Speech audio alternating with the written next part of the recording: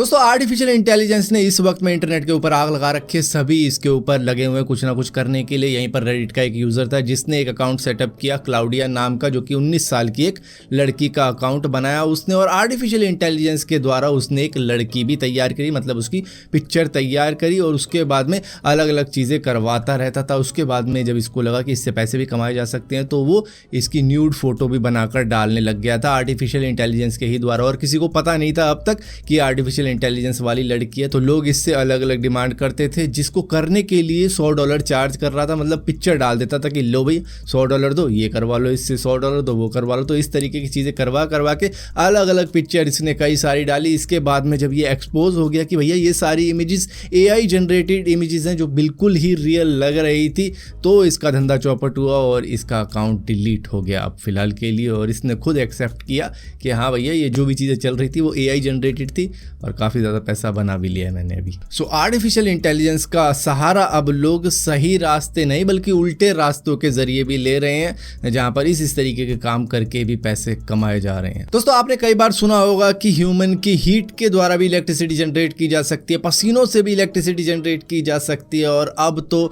Scientist ने एक ऐसा डिवाइस बनाया जो कि ब्लड शुगर से भी इलेक्ट्रिसिटी जनरेट कर सकता है। अब ये उतनी ज़्यादा इलेक्ट्रिसिटी नहीं होगी कि आपके घर के बल्ब जलने लग जाएंगे, AC चलने लग जाएगा ना, ये उतने मतलब की नहीं है। लेकिन हाँ, जो बायोमेडिकल डिवाइसेस होते हैं जो कि हमारे शरीर के अंदर लगा दिए जाते हैं, जैसे पेस मेकर हो गया या कोई और डिवाइस हो गया, तो उस तरीके के डिवाइस के अंदर अगर कोई बैटरी है तो उसको चार्ज करने के लिए इस तरीके का छोटा सा फ्यूल सेल लगाया जा सकता है स्किन के अंदर, और वो ब्लड शुगर से पावर लेता रहेगा। ये कॉपर बेस्ड नैनो पार्टिकल से बनाया जाता है, जिसको उन्होंने बना के तो दिखा दिया चूहे के ऊपर कि हाँ भाई इससे इलेक्ट्रिसिटी भी जनरेट हो रही है, लेकिन इंसानों के ऊपर होना चाहिए नहीं होना चाहिए वो आप सब कमेंट में लिख के बता सकते हो। मतलब जो ब्लड शुगर बन रहा है, हो रहा है, जो भी शरीर के अंदर चल रहा है, वो तो हमारा इंटरनल सिस्टम खुद ही मैनेज कर रहा है कि भैया ये ज़्यादा हो गया तो इसको इस तरीके से कम कर देते हैं, और उसको करने के लिए इस डिवाइस का सहारा लिया गया। मतलब ब्लड शुगर से ये एनर्जी ले रहा है, तो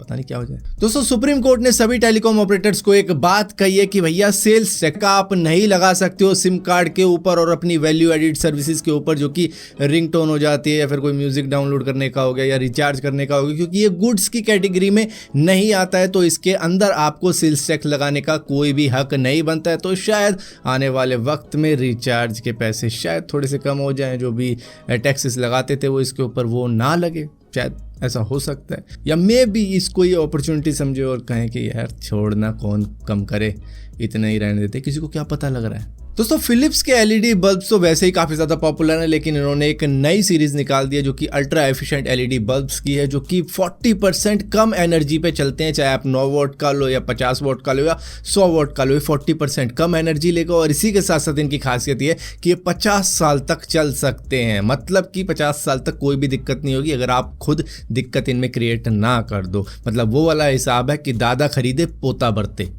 दोस्तों आजकल WhatsApp को कहीं पर भी लॉगिन करना काफ़ी ज़्यादा आसान हो चुका है। अगर आप एक मोबाइल पे लॉगिन हो तो आप ब्राउज़र के ऊपर भी लॉगिन हो सकते हो, किसी और, या लैपटॉप, टैबलेट, मतलब इस तरीके के डिवाइसेस के अंदर जिनमें ब्राउज़र है उनमें भी लॉगिन हो सकते हो, जिसका फ़ायदा कुछ ऐसे लोग भी उठा सकते हैं जो कि फ्रॉड या स्कैमर है, या फिर SIM jacking, social engineering attacks होते रहते हैं, जिनको रोकने के लिए वो अकाउंट प्रोटेक्शन का फीचर लाने जा रहा है आपके WhatsApp के ऊपर, जिसके लिए वो आपसे पूछेगा, आपकी कंफर्मेशन लेगा कि भैया आप राजी हो वहां लॉगिन करूं या ना करूं, क्या करना क्या है मुझे बता दो, पहले ही वो पूछ लेगा। दोस्तों क्या कभी आप रोलर कोस्टर के अंदर बैठे हो? शायद आप में से बहुत सारे लोग ना बैठे हो, या फिर कोई बैठा हो तो मेले वेले के अंदर जो छोटे मोटे रोलर कोस्टर लगे होते हैं उसके अंदर हम बैठ जाते हैं। लेकिन यहाँ पर पेरेंट्स ने अपना दिमाग और जुगाड़ लगाते हुए किस तरीके से अपने छोटे से बच्चे को रोलर कोस्टर की राइड करवा दी, वो कुछ इस तरीके से है कि मतलब बच्चा तो बिल्कुल ही मतलब एक्साइट हो गया होगा कि हाँ भाई मैं सच में रोलर कोस्टर के अंदर बैठा हूँ, इतनी बड़ी स्क्रीन है, उसके पास में वो है, और जिस तरीके से उसकी आवाज़ें आ रही थी तो लग रहा था कि हाँ भाई इसके तो मज़े आएगा। और इस तरीके की चीज़ देखने के बाद में अब बाकी के माँ बापों के अंदर भी दिमाग आएगा कि हाँ हम अपने बच्चे को अब इस तरीके से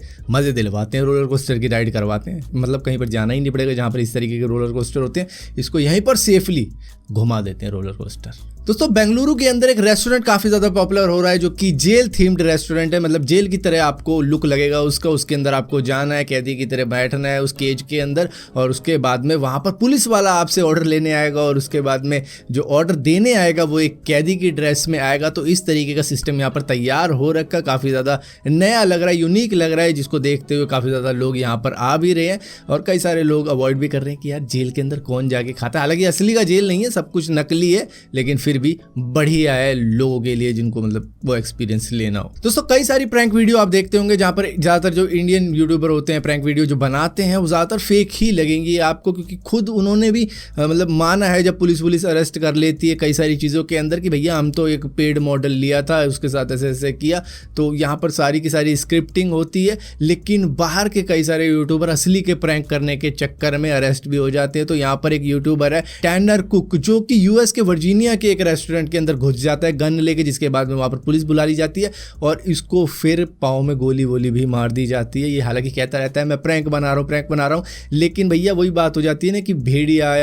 आया और एक दिन सच में ही भेड़िया आ गया। तो वही वाला सीन यहाँ पर हो गया, मतलब किसी भी लड़की को छेड़ दो, किसी भी लड़की को कुछ भी कर दो, किसी के साथ कुछ कर दो और उसके बाद में कह दो कि मैडम हम तो आपके साथ में प्रैंक कर रहे थे या सर आपके साथ में प्रैंक कर रहे थे, उसको गुब्बारा मार दो, कुछ भी कर दो जी, प्रैंक वीडियो बना रहे थे। तो इस तरीके के प्रैंक शायद किसी के लिए बहुत बुरे हो सकते हैं, किसी को हार्ट अटैक दिलवा सकते हैं। मतलब कई सारे गन वन के भी प्रैंक होते हैं, पुलिस वाले भी प्रैंक होते हैं कि आपको अरेस्ट किया जा रहा है। तो इस तरीके के प्रैंक ज़्यादातर स्क्रिप्टिंग के साथ ही बनाए जाते हैं ताकि कोई भी बंदा हार्म ना हो, कुछ भी दिक्कत ना हो। लेकिन जब अनजान लोगों के साथ में किए जाते हैं तो इस तरीके की भी चीज़ें भुगतनी पड़ जाती हैं, जो कि इस यूट्यूबर के साथ में हुई कि इसको गोली लगी और हॉस्पिटलाइज है।